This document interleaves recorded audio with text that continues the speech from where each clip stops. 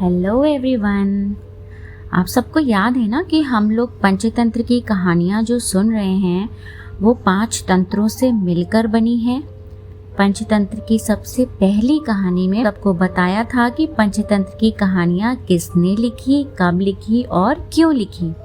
अगर आपने मेरी वो कहानी नहीं सुनी है तो मैं एंड स्क्रीन में उसको मेंशन कर दूंगी, आप लोग ज़रूर सुनिएगा, जिससे आप सबको पता रहे कि पंचतंत्र जैसे विश्व प्रसिद्ध ग्रंथ को एक्चुअली क्यों लिखा गया और इसका मतलब क्या है। आज मैं आप सबके लिए पंचतंत्र की एक और नई कहानी लेकर आई हूँ, जिसका नाम है चतुर खरगोश और शेर। तो किसी घने वन में एक बहुत बड़ा शेर रहता था। वो रोज शिकार पर निकलता और एक ही नहीं, 2 नहीं, कई जानवरों का काम तमाम कर देता। जंगल के जानवर डरने लगे कि अगर शेर इसी तरह शिकार करता रहा तो एक दिन ऐसा आएगा कि जंगल में कोई भी जानवर नहीं बचेगा। सारे जंगल में सनसनी फैल गई। शेर को रोकने के लिए कोई न कोई उपाय करना जरूरी था। एक दिन जंगल के सारे जानवर इकट्ठा हुए और इस प्रश्न पर विचार करने लगे। अंत में उन्होंने तय किया कि वे सब शेर के पास जाकर उनसे इस बारे में बात करें। दूसरे दिन जानवरों के एक दल शेर के पास पहुंचा। उनके अपनी ओर आते देख शेर थोड़ा घबरा गया और गरज कर पूछा, क्या बात है, तुम सब यहाँ क्यों आए हो? जानवर दल का जो नेता था उसने कहा, महाराज, हम आपके पास निवेदन करने आए हैं। आप राजा हैं और हम आपकी प्रजा। जब आप शिकार करने निकलते हैं तो बहुत जानवर मार डालते हैं। आप सबको खा भी नहीं पाते। इस तरह से हमारी संख्या कम होती जा रही है। अगर ऐसा ही होता रहा तो कुछ ही दिनों में जंगल में आपके सिवाय और कोई भी नहीं बचेगा। प्रजा के बिना राजा भी कैसे रह सकता है? यदि हम सभी मर जाएंगे तो आप भी राजा नहीं रहेंगे। हम चाहते हैं कि आप सदा हमारे राजा बने रहें। आपसे हमारी विनती है कि आप अपने घर पर ही रहा करें। हर रोज खुद आपके खाने के लिए एक जानवर भेज दिया जाएगा। इस तरह से राजा और प्रजा दोनों ही चैन से रह सकेंगे। शेर को लगा कि जानवरों की बात में सच्चाई है। उसने पल भर सोचा, फिर बोला, अच्छी बात है, मैं तुम्हारे सुझाव को मान लेता हूँ, लेकिन याद रखना, अगर किसी भी दिन तुमने मेरे खाने के लिए पूरा भोजन नहीं भेजा तो मैं जितने जानवर चाहूँगा मार डालूंगा। जानवरों के पास तो कोई और चारा था नहीं, इसलिए उन्होंने शेर की शर्त मान ली और अपने अपने घर चले गए। अब उस दिन से हर रोज शेर के खाने के लिए एक जानवर भेजा जाने लगा। इसके लिए जंगल में रहने वाले सब जानवरों में से एक एक जानवर बारी बारी से चुना जाता था। कुछ दिन बाद खरगोशों की बारी भी आ गई। शेर के भोजन के लिए एक नन्हे से छोटे से खरगोश को चुना गया। वो खरगोश जितना छोटा था उतना ही चतुर भी था। उसने सोचा, बेकार में शेर के हाथों मरना मूर्खता है। अपनी जान बचाने का कोई न कोई उपाय तो सोचना ही पड़ेगा, और हो सके तो कोई ऐसी तरकीब ढूंढनी चाहिए जिसे सभी को इस मुसीबत से सदा के लिए छुटकारा मिल जाए। और आखिर उसने एक तरकीब सोच ही निकाली। खरगोश धीरे धीरे आराम से शेर के घर की ओर चल पड़ा। जब वह शेर के पास पहुंचा तो बहुत देर हो चुकी थी। अब भूख के मारे शेर का बुरा हाल हो रहा था। जब उसने सिर्फ एक छोटे से खरगोश को अपनी ओर आते देखा तो गुस्से से बौखला उठा और गरज कर बोला, किसने तुम्हें भेजा है?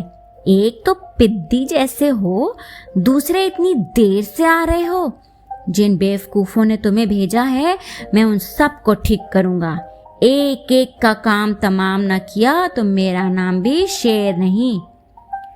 अब उस छोटे से नन्हे खरगोश ने आदर से जमीन पर झुककर कहा, महाराज, अगर आप कृपा करके मेरी बात सुन लें तो मुझे या दूसरे जानवरों को दोष नहीं देंगे। वे तो जानते थे कि एक छोटा सा खरगोश आपके भोजन के लिए पूरा नहीं पड़ेगा, इसलिए उन्होंने 6 खरगोश भेजे थे। लेकिन रास्ते में हमें एक और शेर मिल गया। उसने 5 खरगोशों को मारकर खा लिया। यह सुनते ही शेर दहाड़ कर बोला, क्या कहा? दूसरा शेर? कौन है वह? तुमने उसे कहाँ देखा? महाराज, वो तो बहुत ही बड़ा शेर है, खरगोश ने कहा। वह जमीन के अंदर बनी एक बड़ी सी गुफा में से निकला था। वह तो मुझे भी मारने जा रहा था, पर मैंने उससे कहा, सरकार, आपको पता नहीं कि आपने क्या अंधेर कर दिया है। हम सब अपने महाराज के भोजन के लिए जा रहे थे, लेकिन आपने उनका सारा खाना खा लिया। हमारे महाराज ऐसी बातें सहन नहीं करेंगे। वे जरूर यहाँ आकर आपको मार डालेंगे। इस पर उसने पूछा, कौन है तुम्हारा राजा? मैंने जवाब दिया, महाराज, हमारा राजा जंगल का सबसे बड़ा शेर है। महाराज, मेरे ऐसा कहते ही वह गुस्से से लाल पीला होकर बोला, बेवकूफ, इस जंगल का राजा सिर्फ मैं हूँ।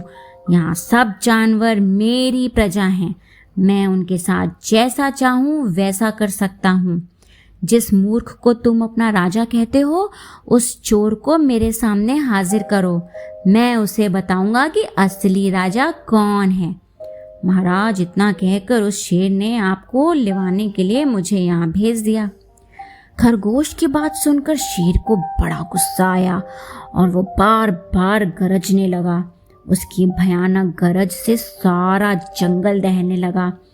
मुझे फौरन उस मूर्ख का पता बताओ, शेर ने दहाड़ कर कहा।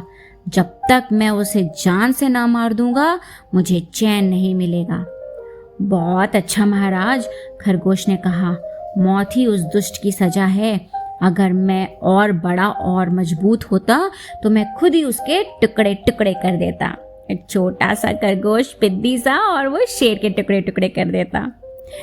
अच्छा चलो ठीक है, रास्ता दिखाओ, शेर ने कहा।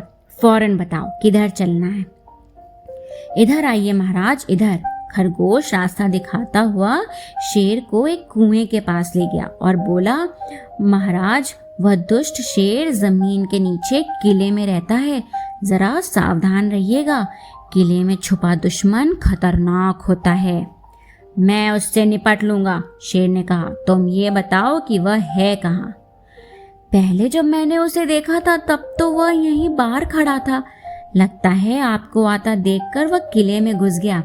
आइए, मैं आपको दिखाता हूँ। खरगोश ने कुएं के नजदीक आकर शेर से अंदर झांकने के लिए कहा। शेर ने कुएं के अंदर झांका तो उसे कुएं के पानी में अपनी परछाई दिखाई दी। परछाई को देखकर शेर जोर से दहाड़ा। अपनी परछाई को उसने सोचा कि ये दूसरा शेर है। अब जब उसने कुएं के अंदर दहाड़ा तो एको होती है ना, आवाज वापस लौट कर आती है, तो उसकी ही दहाड़ उसे वापस सुनाई दी।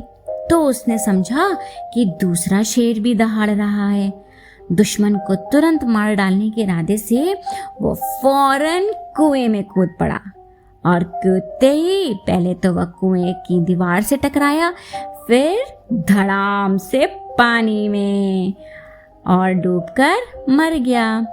इस तरह चतुराई से शेर से छुट्टी पाकर नन्हा खरगोश घर लौटा।